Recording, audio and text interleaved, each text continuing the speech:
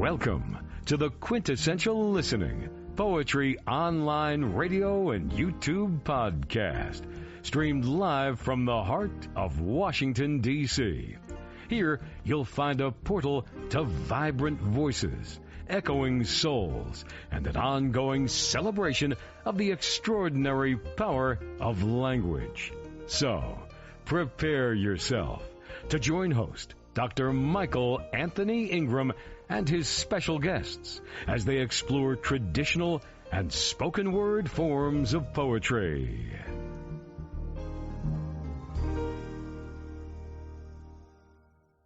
In March 2024, Quintessential Listening Poetry Online Radio and YouTube Podcast hosted an event during Women's History Month dedicated to honoring the significant contributions of women poets. On Saturday, March 23rd, renowned poets Naomi Bindman, Mary Louise Kiernan, and Amanda Russell captivated the audience with their powerful verses, highlighting the profound impact women have had in shaping the world of poetry. Naomi Bindman. Hello, and thank you so much. I feel so honored to be invited to read with these fine poets. And thanks to all the folks who have tuned in. It's always so encouraging to see, in this case, your names. And so I just have to say, in terms of self-introduction, that I'm a bit of a late bloomer when it comes to being a poet.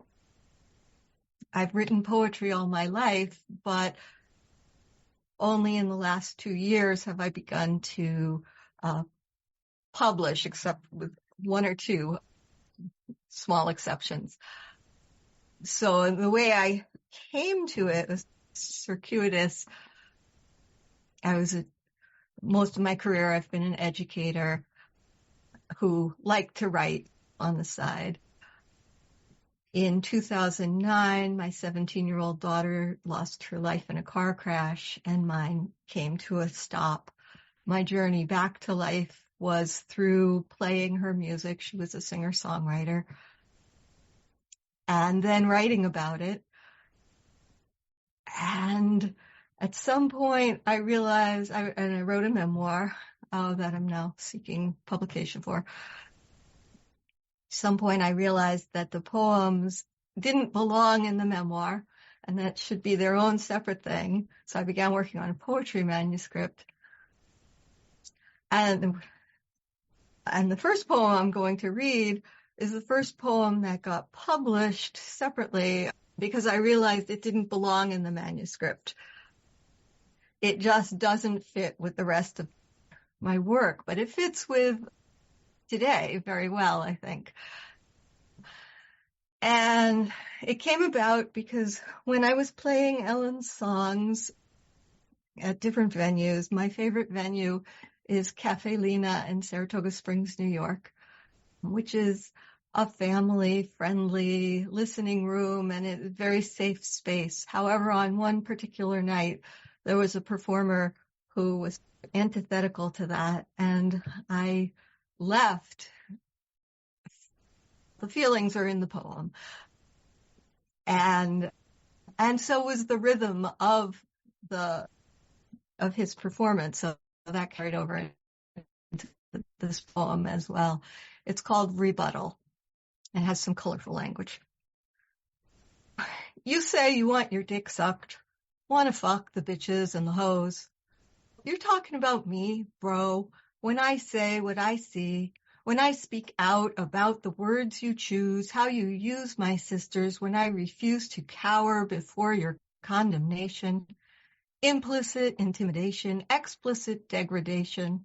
And no, I am not just offended. And yes, I am just a little bit angry, assaulted, insulted, pissed off, and fed up with the bullshit. I will not submit. I am sick of the attacks, so you better backtrack, take another tack, Jack, examine the stack of lies that comprise your mind, redesign your thinking, stinking with hostility and misogyny. Two can play this little word game, and I am not ashamed or as tame as you may believe. Looks can deceive, my words achieve power beyond shock value, shallow and hollow. I allow myself to be defiant, will not be silent or compliant, will not genuflect. I have self-respect, and my message is direct. You want pussy, motherfucker? Good luck. Go fuck yourself. So that got published in a feminist literary journal out of George Mason University called So to Speak. And now I'm going to rewind to the first poem that I ever published. It was after Ellen's death. I wrote it, though, when she was small.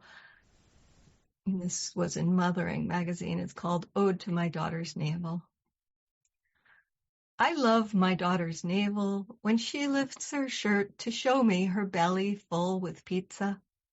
It marks what remains of the place our lives momentarily flowed together, then separated.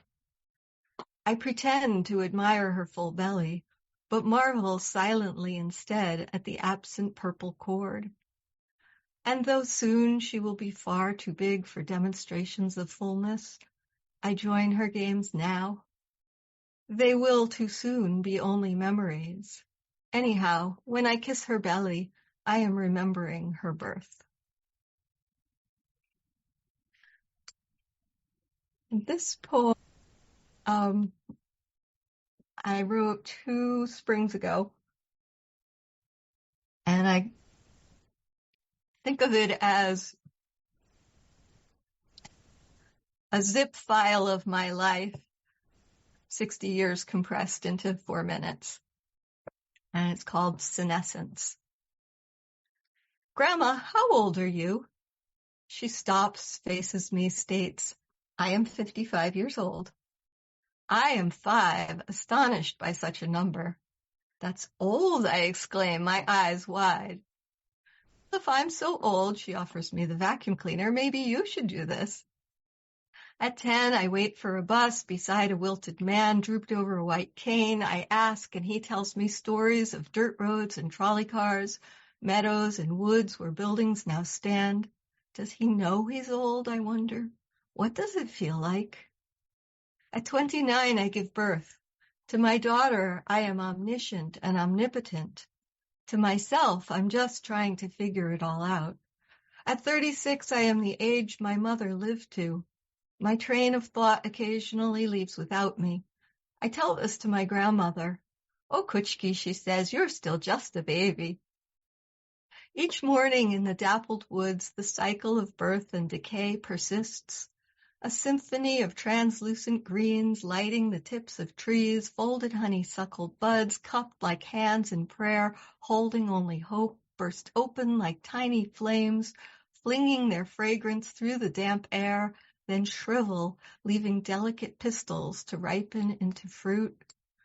I leave flowers, feathers, and heartstones with my daughter's ashes already blended into soil.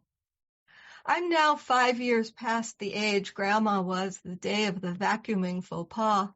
I'm just starting to figure things out. My friends and I watch each other age, bespeckled and bespectacled, breasts amputated, hearts restarted, moles and wombs excised, eyes cloud, insight deepens, bellies soften, backs ache, hips and knees replaced.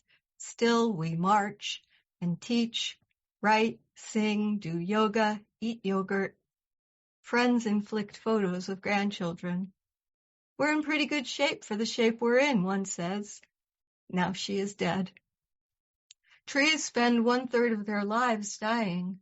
Throughout winter, brittle beech leaves cling fiercely, paling to lace, then wave like first flowers until spear-tipped buds, pointed like a calligrapher's brush, nudge them finally aside, unwrapping silky newborn skin as last year's leftover foliage melts into the moldering blanket, reticulate with microscopic lifelines, whose bodies fruit from those same disintegrating trees.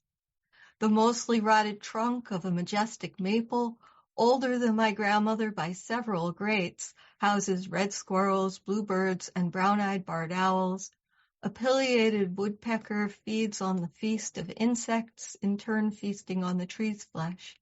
Yet one large limb, still green, still blossoms, releases gossamer wings curling to the humus, fed from the deep loam of her own mulch and by the invisible mycelial web nourishing offspring sprouting around her.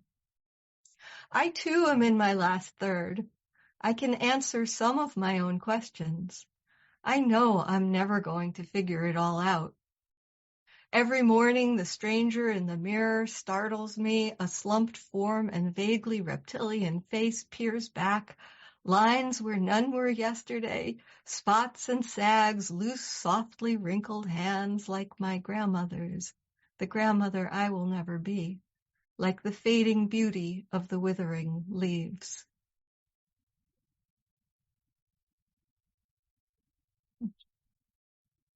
This is called No Small Thing. A small bucket on my doorstep greeted me when I came home one gray late winter day. Inside, pale pastel heads closed tight against white plastic. A bundle of tulips lay wrapped like a delivery from a stork. Happy spring, love, Catherine, written on a torn scrap, perhaps because she knew that Scout, my guide, my lifeline when Ellen died, had left her body and I was again lost in sorrow. Or perhaps because she works in a grocery store where flowers are, or perhaps because. Soon they unfolded, a surprising deep magenta, faint indigo stains, ringing center stamens, dripping black mascara, and every time I thought, this is it, this is their fullest beauty, they changed again. Translucent petals bent backward, twisted in dry spirals, holding their magical hue, now fragile in the splendor of old age, morning light leaking through those transcendent trinkets like tinged glass, casting pink shadows, dancing on the floor. I kept them until every petal fell off, collected each papery purple feather to flutter over the rock with Ellen's ashes. Those flowers gave me so much joy. That is no small thing.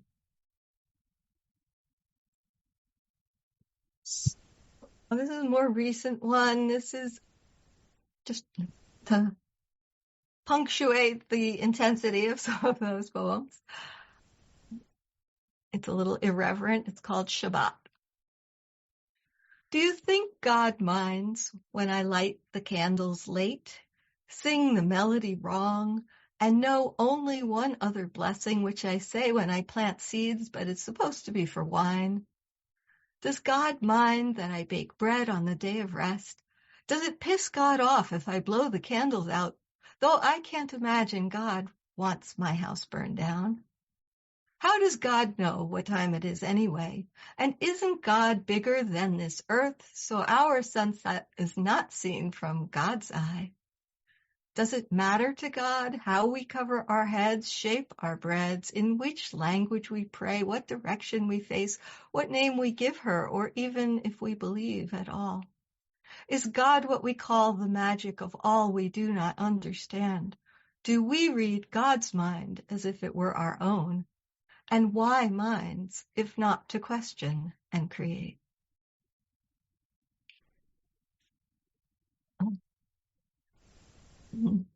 Just a little problem here with this is a prose poem, and I need to figure out how to see it. There we go. Okay. This is called Heartscape, and it was in response to a prompt to describe your internal landscape. I am the lake, the white-capped waves crashing wildly, and the quiet swells licking the islands like in rocks. I am the islands nestled in solitude among the comfort of my own ebb and flow. I am the blueness of the bright sky kissing the greenness of the water's surface along the hem of horizon, that elusive space between day and night, sorrow and joy, love and pain. I am the hiding stars and path of moonlight into the dark.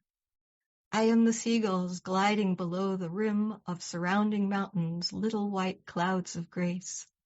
I am the minnows and rainbow trout, scales reflecting undulating ribbons of sunshine. I am the hope of tadpoles and frogs frolicking, insects within their flowery ecstasy. I am the spidery webs and wet grasses tucked tenaciously in contours of sinuous soil, collected in winding lines of centuries-old stones. I am the soil gratefully receiving the rain. I am the rain, the patter on dry sand releasing the earth's aroma, and the storm. I am the uprooted pines, the songbirds keening for lost nests, the raging wind ripping seed heads from flowers. I am the seeds that wait.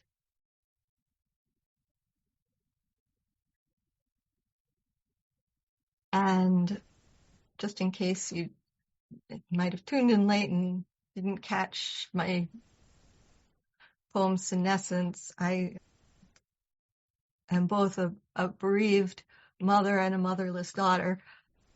So this poem is called Garden Vision, and it's all happening in my imagination. The setting is not my imagination. Garden Vision. The view from the back porch is serene. The lawn slopes down to my garden, surrounded by brilliant blobs of color.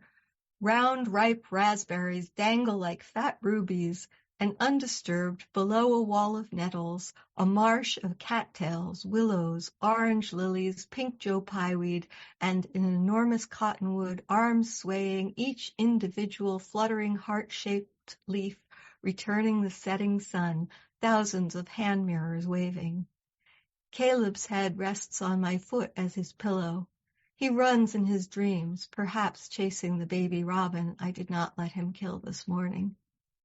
The porch isn't really a porch. There's a roof attached to the back wall of my barn, supported by 2x4s above a pallet floor, and though on this evening I can hear only the chorus of summer dusk, Om of crickets, arias of cardinals and thrushes punctuated by occasional squirrels, rushed conversations, and the shush of vibrating wings as emerald-backed hummingbirds drinking their fill of elixir hang like ornaments above bursting sprays of magenta bee balm.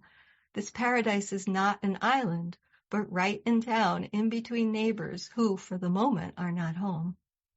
This is the home that was always supposed to be temporary, that I was always been gonna leave someday.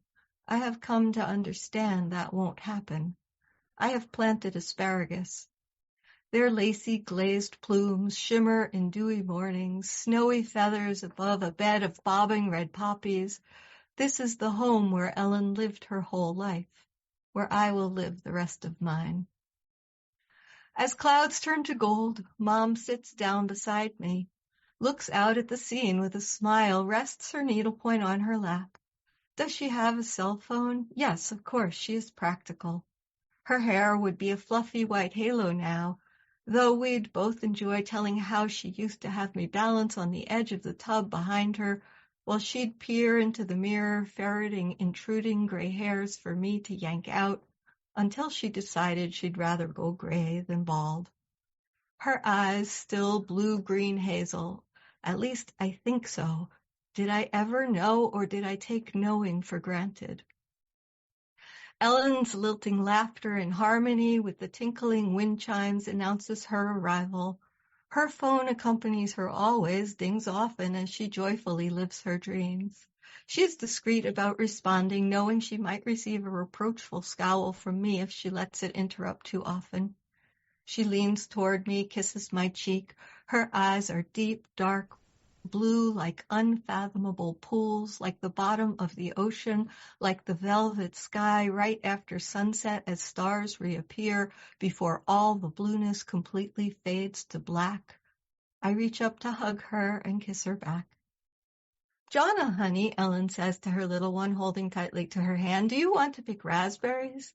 Together they race off to the edge of the yard without containers of any kind, running back a few moments later, brightest lipstick dripping.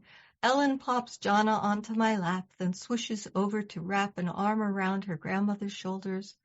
I behold my daughter and mother knowing each other, my arms folded around my granddaughter's imperceptible body. She nestles into me. I nuzzle her soft, miraculous hair. Their presence lingers on the scent of leftover lavender. Happiness interlacing sorrow overflows into the yard, cascading through this magical night, down my cheeks, floating on birdsong up to iridescent clouds blurry through wet lashes. Caleb cries in his sleep. I stroke his smooth fur, soothing us both. And I have one more. Thanks. This is called Wonder. It's short. Wonder. The way a swallow balances on a single swaying stalk. The way its bones are hollow and a yellow leaf wafts upward like a butterfly or skitters like a chipmunk across the forest floor, and a tanager glows like a coal in the canopy. The way, if you sit still long enough, letting yourself blend into the dark, you can follow firefly trails. The way some things you can only see from the corner of your eye, like the Pleiades, or rainbow light at the edges of clouds. The way sugar is made of sunshine and rain, and our bodies are exploded stars from thousands of millions of miles away. The way strawberries shimmer like jewels hidden below green leaves, and when cut open, their hearts bleed red like us, but oh so sweet. The way you still visit in my dreams, and when I awake, feel you here. Thank you. That's it for me.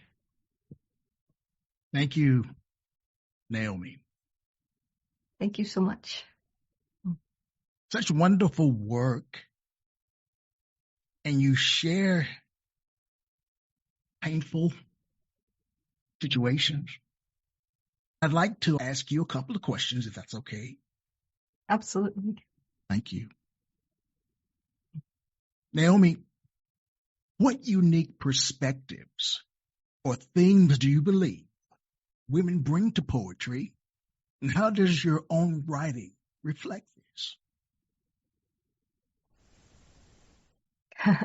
I'm reluctant to generalize about women because there are a lot of us, more than half of the population.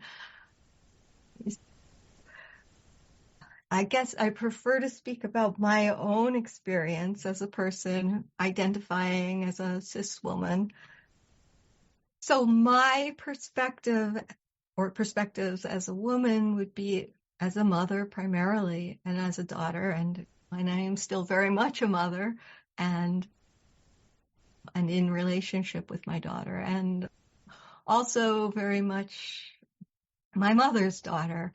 And beyond that, I'm not sure about unique perspectives. I write a lot about nature, but I think for every Mary Oliver, there's a Wendell Berry. So I'm not trying to sidestep, but I guess that's what comes to mind. I believe that you bring you. That is true. To the proceedings. How do you feel about that? I think that's very true. Yeah. So when you bring yourself, what are you bringing? I'm bringing a person who feels deeply, who thinks deeply. I guess most of all, I would say trying to, as you mentioned, take the pain of my experience and turn that into something of art, of meaning, of something more than just my own personal sorrow held inside. Understand. So what advice would you offer to aspiring women poets seeking to find their voice and share their stories through poetry? Since I'm such a baby poet, I'm not sure what have I done. I've been persistent. I've been patient. I've trusted myself, and I've reached out for feedback and have been very grateful for the community of poets, especially online. And yeah, I think that people need to, again, there are all these contradictory thoughts, because getting feedback can be a double-edged sword. And what one person loves, somebody else hates. And so ultimately you have to have your own inner compass and your own North Star and follow that and be true to yourself. And I think that if you pursue your art, the rest ideally will follow. But I do think, because we live in a capitalist world, we have to jump through hoops, and there's this element of sales that's involved, and I think that's where persistence comes in. Right. Thank you. Thank you. To your colleagues, Amanda, Mary Louise, is there anything that you heard that you'd like to comment on? Oh, I agree with the patience part. We need to be patient with ourselves and with the whole process. Thank you. I think we may have time for one or two comments from someone else. Would anyone else like to share anything in the group in terms of what you heard? Thanks again, Naomi. Our next poet is Mary Louise Kiernan. Mary Louise. Thank you, Dr. Ingram. And thanks to Naomi Bindman and Amanda Russell. And my gratitude to everyone who's listening now or who will be listening at a future date. My name is Mary Louise Kiernan, and I am zooming in from the Hudson Valley in the state of New York. I am a member of Calling All Poets, the Woodstock Poetry Society, and Cultivating Voices Live Poetry. Published by Kelsey Books, the title of my full-length debut poetry collection is The Gift of Glossophobia. The word glossophobia. Glosso is the Greek word for tongue, and phobia is fear. So it means the fear of speaking, the fear of public performance, and in my case, I've taken it a step further, and for me it means the fear of voicing my own opinion. And the reason I call it a gift now is because if I had not been stricken by glossophobia at such an early age, I would not have written down many of the poems that are in my collection. So before I read my first poem, I want to share a little bit of a backstory on it. I was told that the poem I'm about to read was a make yourself feel good poem. I was advised to cut this poem from my manuscript. And then I came across Mary Oliver's poem, Don't Hesitate. And it was the last line that stayed with me and inspired me to rewrite the title and to keep this poem in my collection. Making the cut. Joy is not made to be a crumb. Mary Oliver. The air, a sea of creatures, horseflies and zigzagging birds, clipping crisscross, glinting electric wires that skip rope with the sun. The scent of sappy evergreen engages my senses of seasons to come, while I sip coffee iced, and the sunlight simmers on my polished toes. Treasure the memory of this day against the underside of the fall, before winters hurry to the door. Don't let the cold in, days for sure on their way. No, no one can steal this surge from me. to stop the bloodletting and to start my healing. Raising Sunflowers for Vincent van Gogh.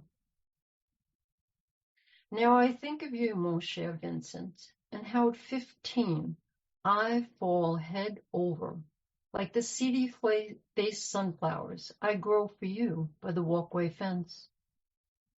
Their feathered heads droop, and in their dieback phase of bloom, hang heavy, each petal sensing sunflowers and dahlias that would caress your coffin. I imagine pleading with you in Auvers, do not put that brush in your mouth, do not suck on that lead-laden paint, don't not eat, don't bed that prostituée. To your brother you write, la tristesse durera toujours. On my heart I poem, oui, my sadness will always last. So this is a prose poem, and it falls into the category of documentary poems. And what I did in this poem was to intertwine American history, family history, my own personal history, and just as an FYI, Rosa and Erna are my grandmother and my mother, respectively. In the year 2020, 24th of April, pandemic waves of death, anthem waves of grain, flag waves at half-mast, 50,000 dead across our United States, 5,000 in the city of New York. Quote, victims of coronavirus die by slow suffocation, end quote. Need a mayor say more? CO of the Latin corona, VI of virus, the D of disease, COVID is coined. And the 19 for the year. The protocol, stay home to save lives. We hear, but do we heed? 100 years ago, the second wave of the Spanish influenza ebbs, 675,000 dead. A year earlier, 30-year-old Rosa gives birth at home to baby Erna. Newspapers read, how to prevent influenza? Stay home. 245 years ago, Patrick Henry's plea, give me liberty or give me death, delivered troops for war against tyranny. Today, so she can party hardy, a 20-something sign demands, give me liberty or give me COVID. Middle-aged passengers in sports utilities vehicles protest for their freedom from quarantine. In a Tiananmen moment, a lone American woman in hospital scrubs faces down self-appointed patriots. Then the leader of the free world cavalierly suggests his subjects ingest disinfectant. Conspirators troll. Has the fearless one already gotten the vaccine? Daughter of Erna self-isolates 40 days. Biblical tale of Noah to save the believers 2 by 2. A daily virtual horoscope assures her that romance is in the air. She tightens her mask before stepping out into the wind.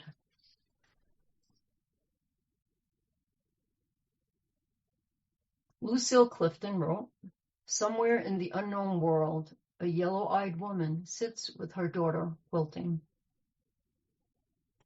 My American star quilt. My star quilt outstretched across my car's hood. Another yard sale, another letting go. Another home to pack up, releasing once again. When a young mother with 2 little ones claims her church is collecting blankets for victims of Hurricane Katrina in New Orleans, Louisiana.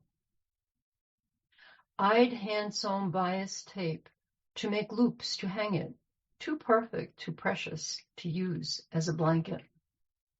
I think back to the summer day, I first held it, $100 saved to buy post-baby clothes. Instead, I turned back to the upscale shop in Bridgehampton, east of the Indian Reservation. Stitched by Native American tribeswomen, a platinum saleswoman took pride in telling, wrapping it in layers of aqua tissue as if it might break. Yes, please take it, I say to the young mother, a yellow-eyed woman teaching me my quilt was never mine to keep. I still miss that quilt. Oh gosh. Connecting back to Hurricane Katrina, there is a female force, speaking of women's history, who deserves more respect and attention than she's been getting. And that would be Mother Nature, who's becoming less and less patient with us. And as an aside, I am grateful that the following sequence of haiku has been accepted into the forthcoming 25-year anniversary anthology of Calling All Poets. Mother Nature has her way. 1. Praying mantis kneels. Break dawn, mosquitoes quiver, coupling in midair. 2. Leaves cluster porchside, curled horseshoe crab shells on stems, matchless for wet wind. 3. Marble rain bombards, Gaia rages, ice sparks, fire cracks her thunder whip.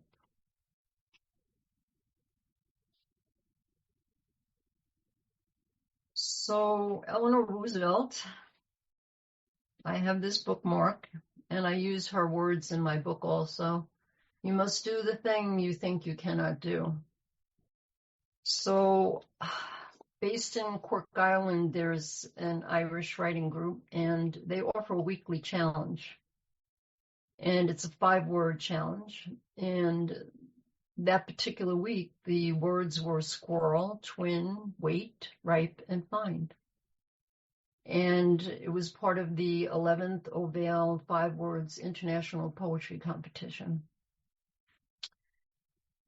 I'd like to share the poem that I wrote as a result of what I was afraid to do. I didn't think I could do it, but I did it. A tale for no tail. A squirrel is a squirrel, you tell yourself, until you spy the one with no tail, catapulting from limb to limb across the old twin-trunked tree. How could it have no tail? Caught in a snap trap with no way out but to chew it off? A tangle with another critter? No matter, there are chores, errands, work to do. Yet you wait. This rodent races light. Could there be a pair? Do squirrels have twins? Triplets? Twin sheets getting ripe. Finishing with the washings, you find no tail twining itself around a birch branch, seesawing. Its tail hair sought for fly fishing lures. Did someone yank the tail and run? In his shed, your uncle chopped tails of caught plump mice to collect bounty. For years, your no-tail springs up, down, around the tree. How long can a squirrel survive? Then you find a new home where your garden grows riper. Pulling at weeds, you ignore 2 full-tailed gray squirrels. You search the word squirrel. Its roots sprout from scurus, skia for shadow, horror for tail. Greek word for a squirrel sits in the shadow of its tail. Once again, you recall the squirrel with no tail, only to ponder the why of why you wonder. And I will show you that I did give no tail a tail. Can you see? This poem is in the shape, so it's now an ekphrastic poem. And the astonishing news is that in the contest, my tale for No Tale has been shortlisted as one of 12 poems out of 480 submissions from 16 countries. So I'm happy for No Tale. I hope he's still squirreling around in that tree.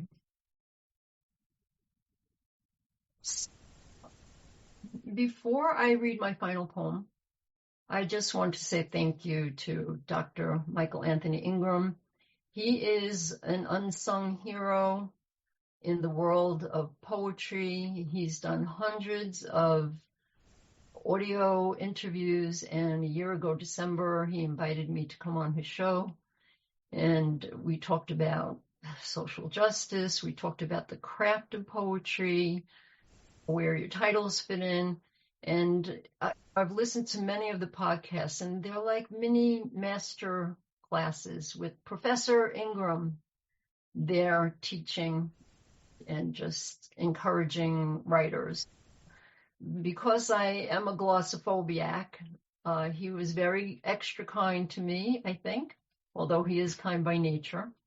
And I'm honored that he invited me back and said, bring along 2 poets. And I'm so happy that Naomi and Amanda have come along on this poetic journey. This next poem, my final poem, was first drafted a long time ago at an Omega Institute workshop led by the Pulitzer Prize-winning poet Sharon Olds. And this poem became the winning entry in the adult poetry category for the Tempe Library Poetry 2015 writing contest, co-sponsored by Arizona State University. And now what they've done is they're doing an anniversary anthology. So I was contacted to say it's going to be reissued as part of the anniversary anthology. No dwelling. My high on the hill home must be multiply listed, with no time to rue. I resolve myself like the persistent sparrow, mourning its egg-filled nest, knocked from above the front door cornice.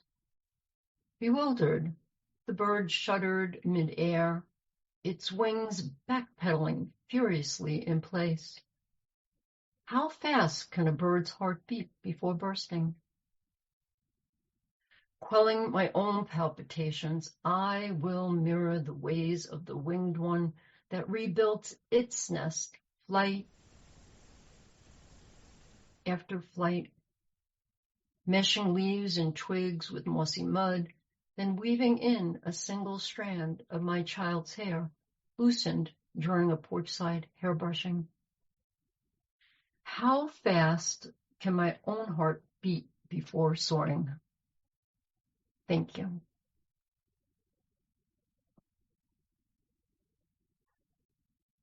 Thank you. I'm your biggest fan. You know that. And I am the president of your fan club. Of my club. A different resonance in your voice. A year ago, in what areas do you feel that you've grown in terms of your craft since we were together? It took me a long time to do any kind of public reading, and I actually worked with an acting coach. And the thing that stayed with me the most was he said, it's not about you. He said, it's about your work. He said, always honor your work. And that's what I try to focus on, not the fact that people are staring at me, which makes me uncomfortable. The backstory to that is one of the poems in my collection. So I think just valuing my work and getting, not that everyone needs a prize or an award, but I have to say the 2015 award from Arizona State University was absolutely life-changing for me. It gave me the confidence. And when I came back to New York, I applied to the New York State Writers Institute. And you submit work, and I was accepted. I was in a room of all 20-year-old MFA students.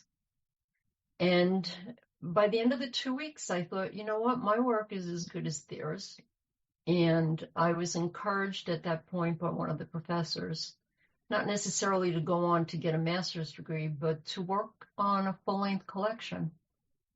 And that was more valuable to me personally than getting an MFA degree. Little by little, by getting validation and by sharing my work and getting feedback. So that's how I have changed, and I'm so happy to be in my Act 3, and I had no idea it could be this good. All right. I like that.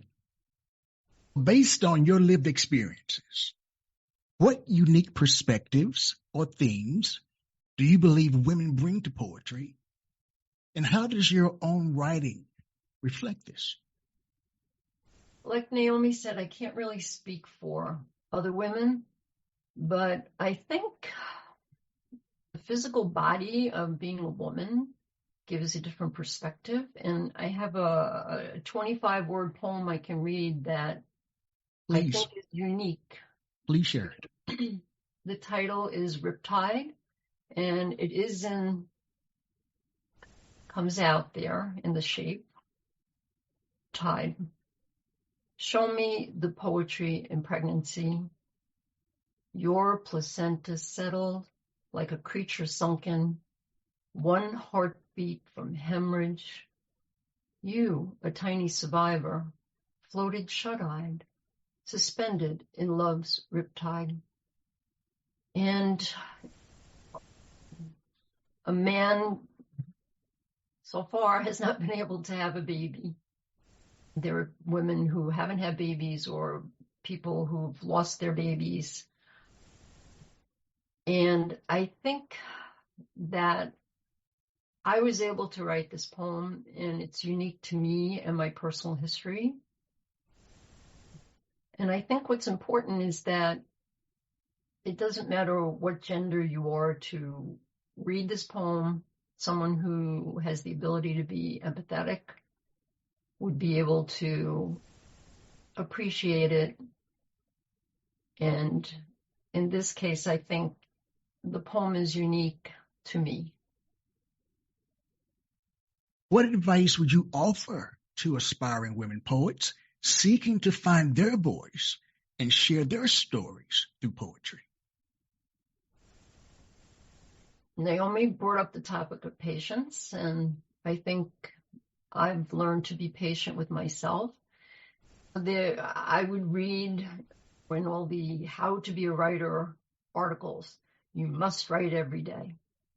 Okay, I don't write like that. Okay, I think more about what I'm about to write, and when I know where I'm going, that's when I sit and write. But for aspiring women poets, I would say definitely take advantage of any free workshops you can go to, whether it's at a library or a community center or community college. And in that MFA workshop group of people that I was involved with up at Skidmore College at New York State Writers Institute, we handed out our work, and we were not allowed to respond to any of the feedback. You made your notes or took in the notes that people made for you. And if you didn't communicate what you needed to do, there is no way you can just say, I meant to say X, Y, Z. For aspiring poets, I think just taking in the feedback and then deciding for yourself whether or not it's valid or not is very important. And my first poem was published at 40. In my 40s. But at the same time, every time I begin a poem, I am an aspiring poet. So I still am aspiring to be a poet. Thank you very much. Amanda, Naomi, any thoughts for your colleague or your fellow poet? I just want to add to what you just said. I loved that, Mary Louise. It's like the Duke Ellington, you're only as good as your last gig. Right? Yeah. So the process is ongoing. Yes, it is. It's a continued growth. Any comments from any of the other members participants, anyone who would like to share something. Our final poet today is another acclaimed poet. Her name is Amanda Russell. Amanda. Hello. Hi. I'm so happy to be here. This has been wonderful to listen to Naomi and to listen to Mary Louise. So, by way of introduction, I'm a stay-at-home mom and a guest editor for the Comstock Review. I have 2 poetry chapbooks. One is titled Barren Years, and it looks like this. And it was published in 2019. And then my forthcoming is called Processing. And this is the cover for it. I don't know if you guys can see that. It'll be coming out later this year from Main Street Rag. And I can be followed on Instagram at poet_Russell.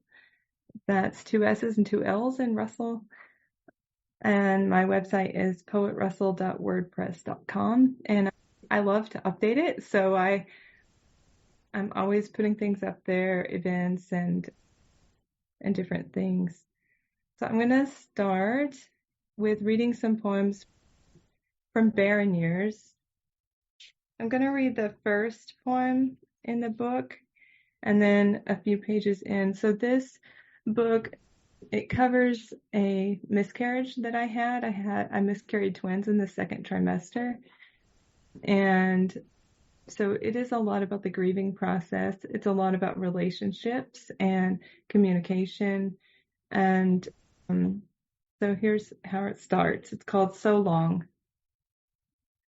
Unlike onions, perhaps some people don't grow to maturity all in one season. Maybe they share more with the clematis vine, its spurts of growth and decay, separated by periods of darkness. And yet, still others seem more kin to the sweet gum tree, who continuously grows up and out and down, alternating between stages of nakedness and fullness, and taking so long, so much care to grow.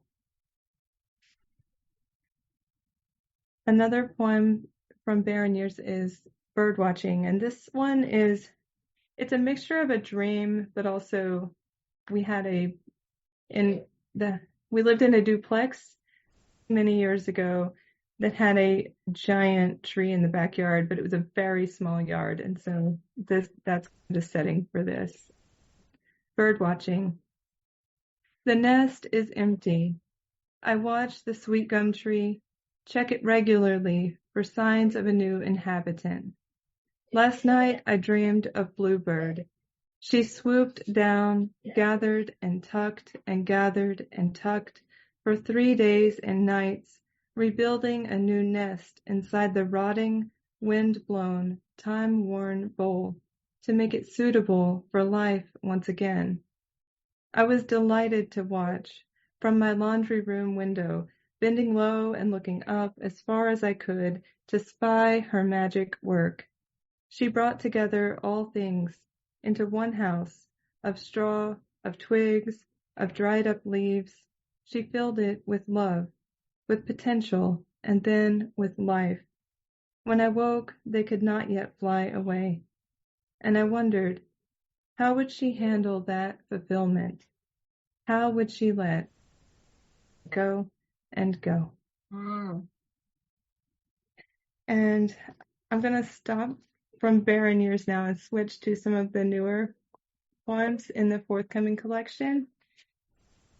So fast forward in my life, and I have 2 children. I have a 9-year-old and a 5-year-old, and I'm a stay-at-home mom, so I spend a lot of time alone, in a sense, especially when the children are very young. We often feel very alone. This is called Lessons Learned by Trial or Error.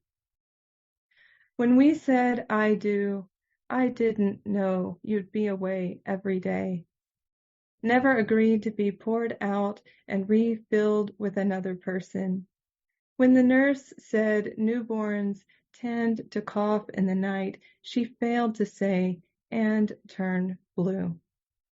I see you off to grad school each morning, then watch our daughter's life inch forward. But this living room is too small. My ambitions are responsible for the cracks in these walls. I know too well how an apple turns into a core of itself to drop its seeds. And not only because that's the image on her favorite page of the book she always picks to read. While she looks at that core, I whisper in her ear, "There's a star inside. You see it when the apple is split just right." And this next one is, I was reading an article. I have one of my children, my son, is on the autism spectrum, so it explains why I'm reading this article. But I was reading this article, and this poem is an acrostic of the graphic that was with the article, and it's probably still with the article. It's called Reading an Article from AMA Journal of Ethics, titled Mothers and Autism, The Evolution of a Discourse of Blame. The drawing to the right of the title shows a mother with no face.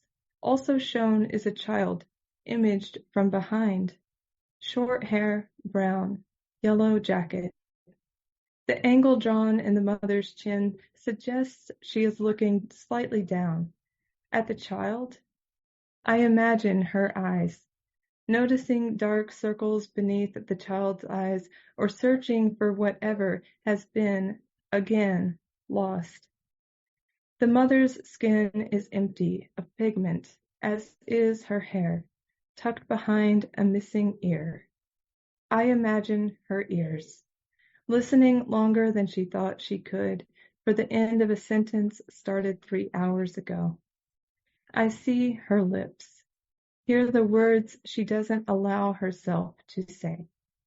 I imagine pre-dawn air coming in and out of her nose, a subtle, undrawn sign of her own life.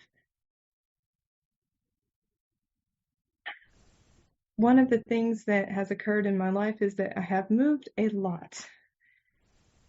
And when you move to a new place, you try to figure out what's going on there. You sign up for newsletters, you join groups, try to figure out where you can fit in this new place, in this new world, and how to get involved.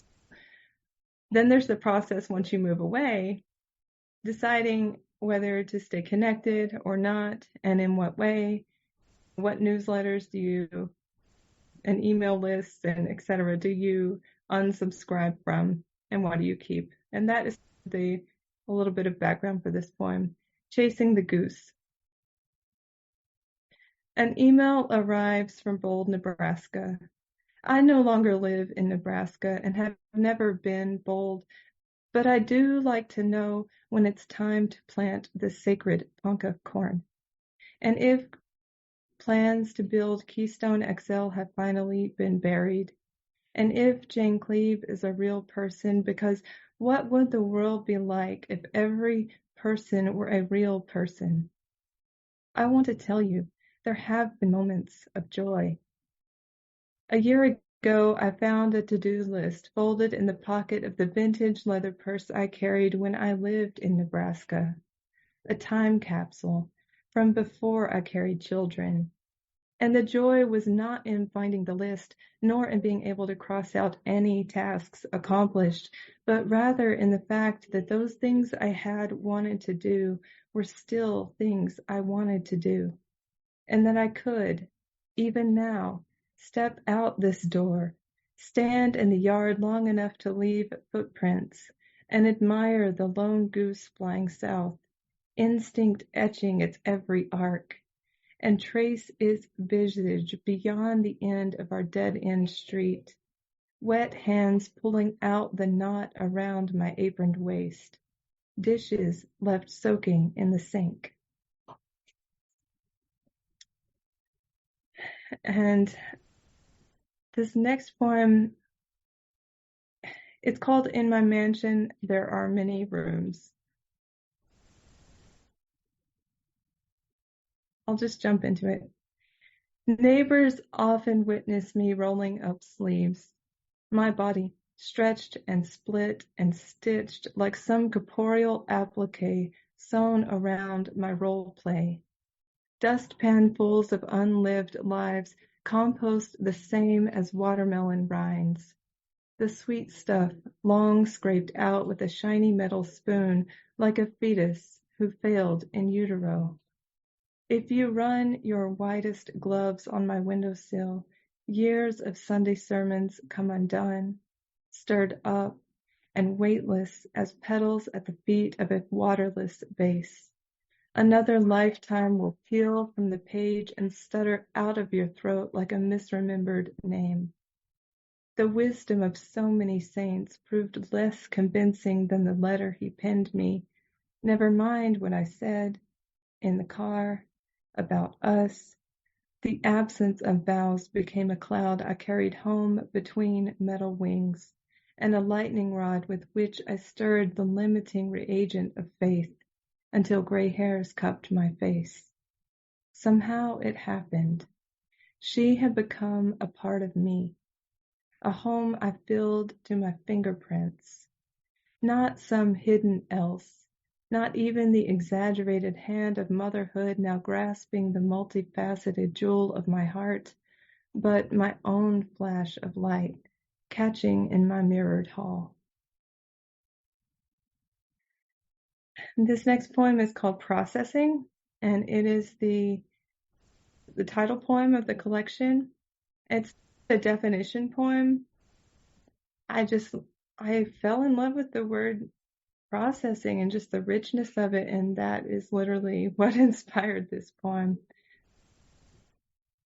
Processing, as in ongoing, fluxing, as in computing and hold please and etc., as in wait 600 minutes, and the anchor we never dropped, and how carefully can a person jump out of a plane, as in whatever you thought you saw, stand over here this time, think again, shift, mend, as in what didn't kill me, could have, may yet, as in development and just a minute, and who can tell me what is missing, went wrong, was right, is gone, as in if you think the kitchen is dirty now, you should have seen it 30 minutes ago. I will answer when you finish speaking. As in hello and goodbye all rolled into one, maybe. As in the way in never reveals the way out. So what should I do with this map? As in, unless I've misunderstood physics, the earth is always pushing back. And I've got 2 poems left. So this is the last one I'm going to read from Processing, that collection. It is a love poem, and it is called Between Faded Blazes. And blazes here is not like a fire, but like blazes along a hiking trail. They're color-coded rectangles that are usually painted onto trays or rocks to let you know that you're still following the same trail. And so it just is a way to help hikers not get lost, but often they are in need of being repainted, or they are a little too far apart, or you don't see one as you're going along. Between faded blazes. Unless I scream it from this lookout, no one else would know. I cut the length of your hair to the exact width of my fingers. But we know some messages can only be carried with the hands. And you cook me breakfast. I serve you dinner. You pack your lunch. I write blackberries on every grocery list. We are the muscle of careful intention, and the bone of languages we are still learning to speak. We are a cautious step after step upon loose boards and fallen branches that have hugged themselves into a bridge. We edge woods and wetlands in hurricane season, one of us in front of the other, saying, watch these thorns over that board, exaggerating the movements of feet by overlifting the knees. And once in a while, or always, all around us, what a beautiful view. Thank you. And recently I took a class on writing haibun, and this is from that. So I'm going to read a haibun. It's called Fit.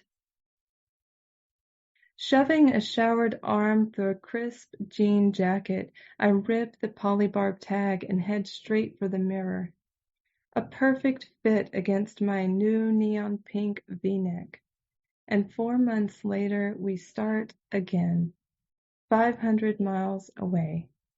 Dark green polo shirts, khaki pants, black socks, black shoes, all awkward as my 8th grade body. In the dim dressing rooms of stores not even half-stocked with uniforms this late in the year, I stare at the question. Ask Mom to buy the right size or the right brand. We bow at the pool of currency, thirsty for our life. So thank you, everybody. Thank you, Dr. Ingram, for having me and including me in this podcast.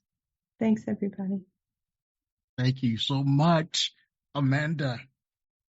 For me, the authenticity of your work is compelling and powerful. Thank you. I want to ask just a couple of questions, if that's okay.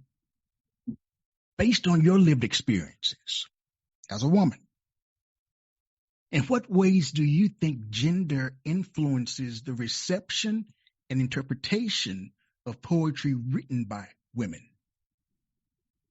So I had some thoughts about this. And so I think it does play a role to a certain degree. And I think that's because we all have biases and we all have different perspectives that maybe we're not as open to.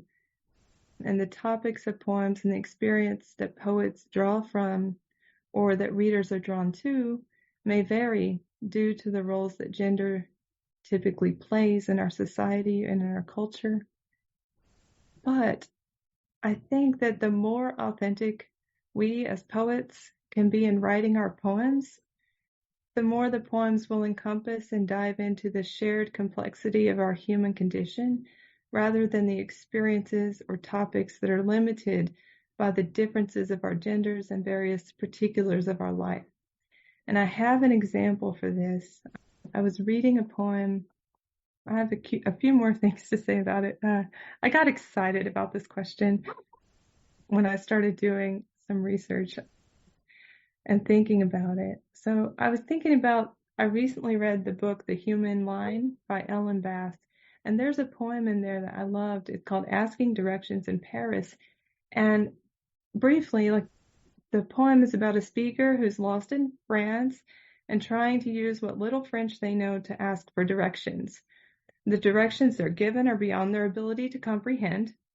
And the poem goes on to touch on deeper issues of being lost in the grand scheme of life. And I've never been in Paris. I've never been lost in Paris. And I don't need to have ever been lost in Paris to appreciate the human experience of feeling groundlessly lost in my life. I think the poems that work best are the poems that bring connection. And they do that by tapping into that something deeper that abolishes our gap of all of our differences, our otherness. And then also I came across very recently, Camille Dungy did an interview with the Rumpus, and she had posted this quote on Instagram, and I said, can I please reference your quote? And she said, yes. And so I'm going to read her quote. She says, So for me to write about my experience because I'm a Black woman mother in the West, that makes me not align with the universality of the white male reader in the Northeast. But good literature crosses these membranes and barriers. Also, good readers allow themselves to be taken across these barriers.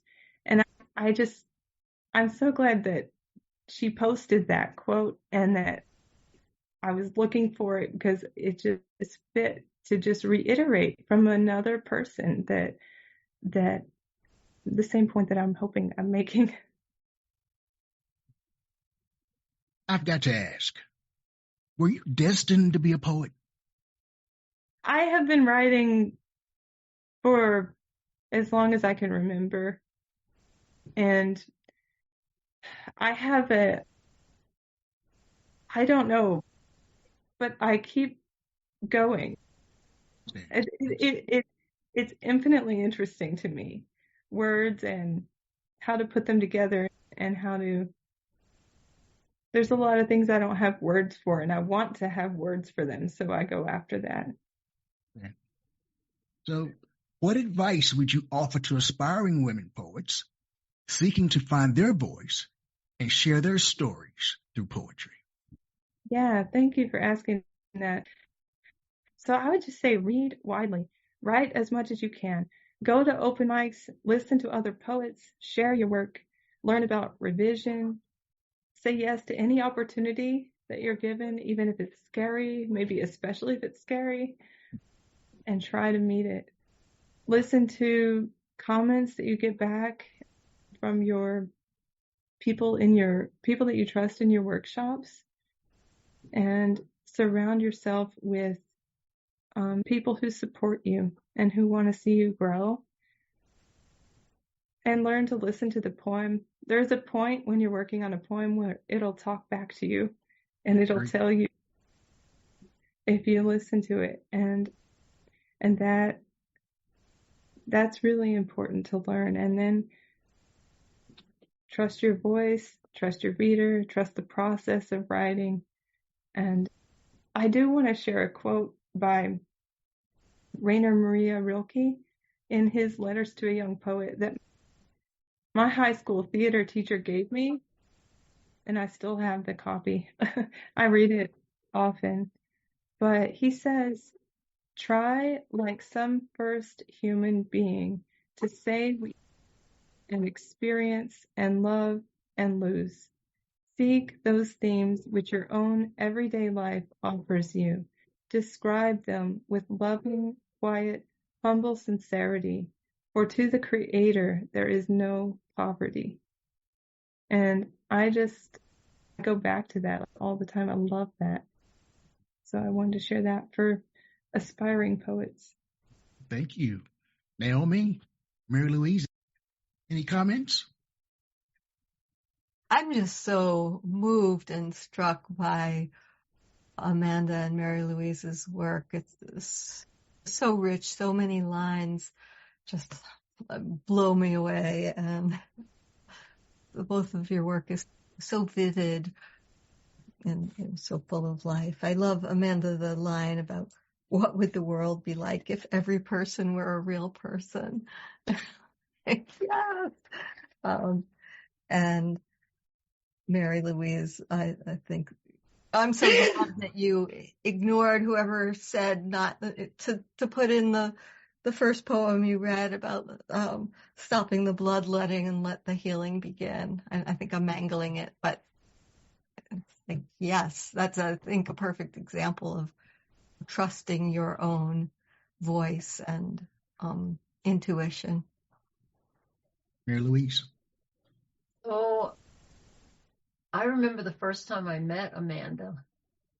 We were up in New Paltz. It was Calling All Poets. And she read from her new book.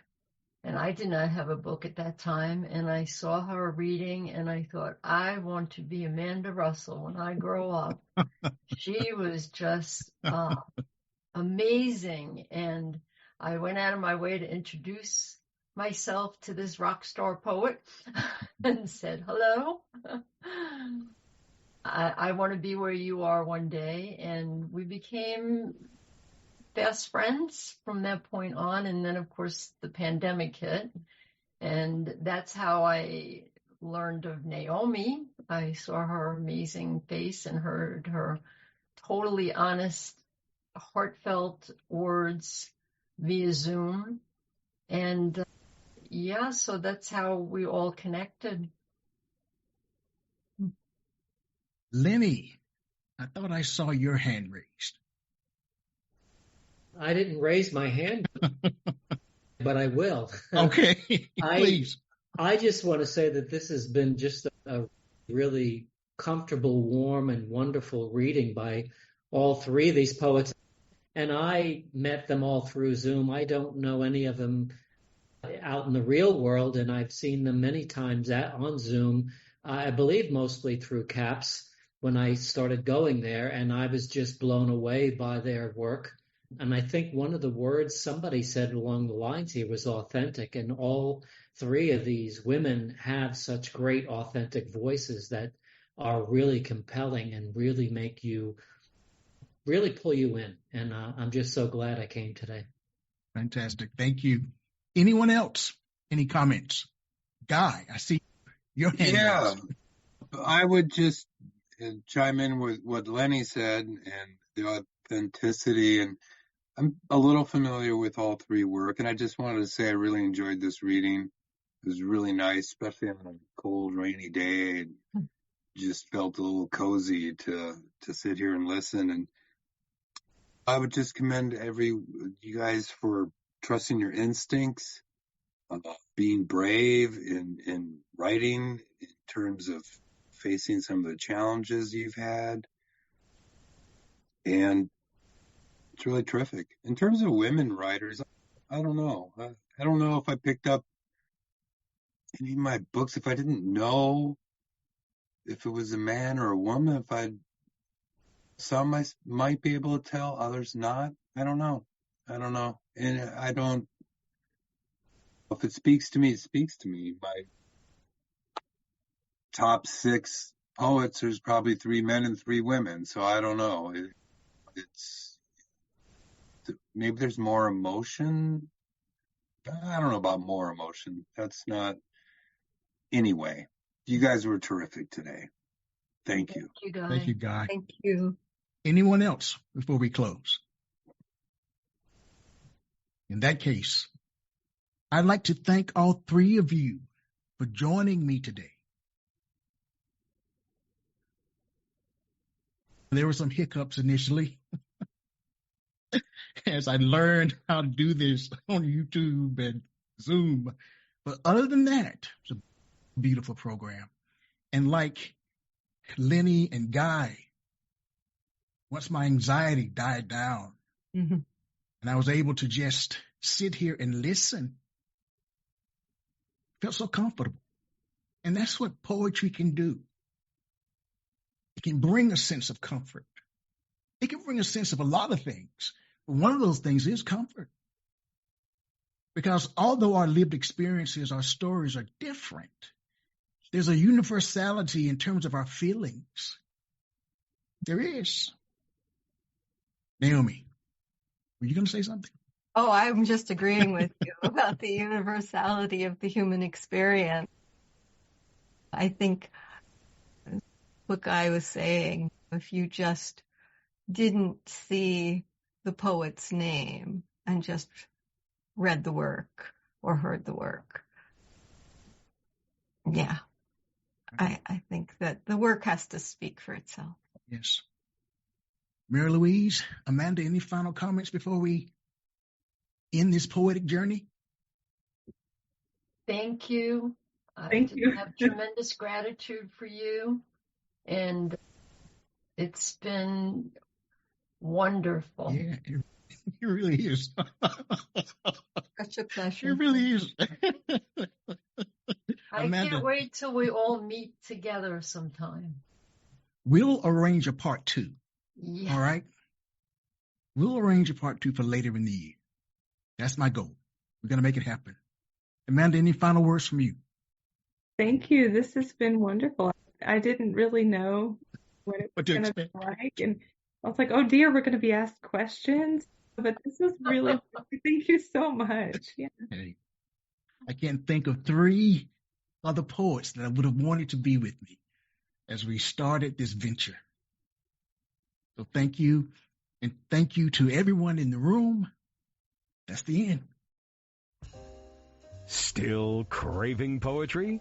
Hundreds of episodes of the Quintessential Listening Poetry Online Radio and YouTube podcast are available to listen to or download on iTunes, Spotify, and other streaming platforms. To learn more about the popular podcast or how to become a guest, visit www.QLPORYT.com. Till next time, take care and let poetry ring somewhere throughout the land.